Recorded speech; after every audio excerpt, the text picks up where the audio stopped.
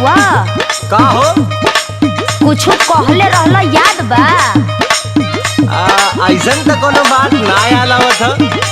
अच्छा तो कटनी हो गई तो भुला गइल?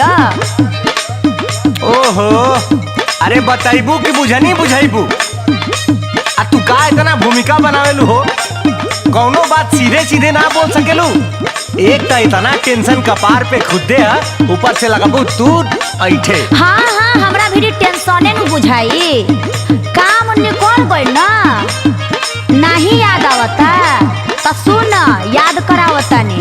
हाँ हाँ बताओ तो तनी। खाली फुसिलाई के करबला कटनिया हो, खाली फुसिलाई के करबला कटनिया हो, कहि के दियोला ना झोलनिया ना।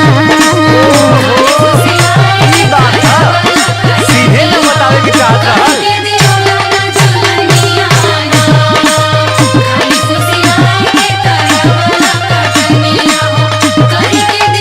याद आइल लो? अरे पागल, उ तो हमरा यादे बा, लेकिन कुछ दिक्कत बा। अरे सबर का फल मीठा होला, आ तहरो के मिली सबर का फल, आज ना तो कल। हाँ तो सबरे नु करतानी। धनवा के भाव तनी बढ़े दे तू धनिया हो, धनवा के भाव तनी बढ़े दे तू धनिया हो, तोह के गढ़ाई बैठू ना मिजाना। के भाव तनी बढ़े दे तू धनिया हो, धनवा के भाव तनी बढ़े दे तू धनिया हो, तोह के गढ़ाई बैठू ना मिजाना। धनवा के भाव तनी बढ़े दे तू धनिया हो, तोह के गढ़ाई बैठू ना मिजाना।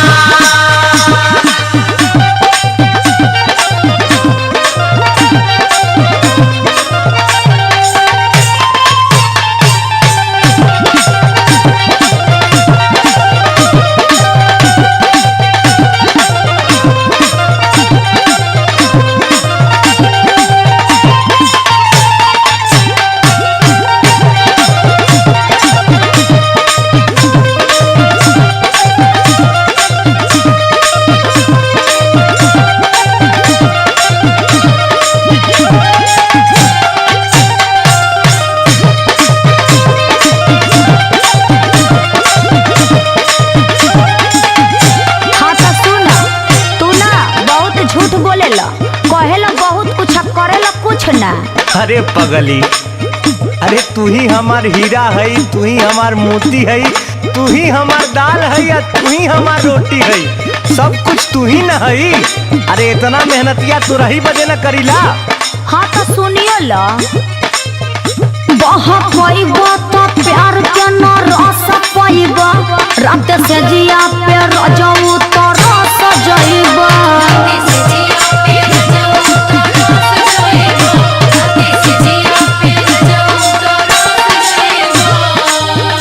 बहबा तो प्यार के न रस पाइबा, रात से जिया पे रजऊ तो रस जइबा। हमारा से चली ना तो हार बाई मनिया हो, हमारा से चली ना तो हार बाई मनिया हो, कहि के दियोला ना झुलनिया ना।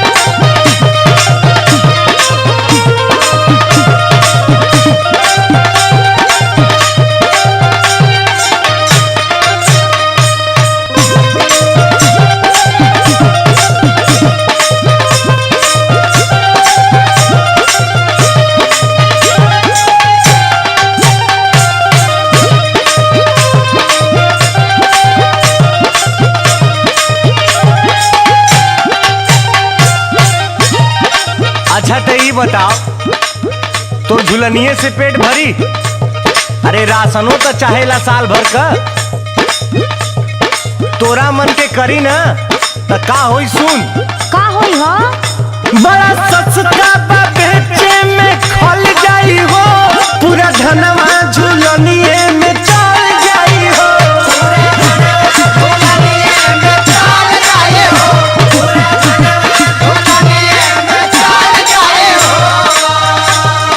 सुन टेंशन मत ले, मर्द के जबान कह देली तो हो के रही।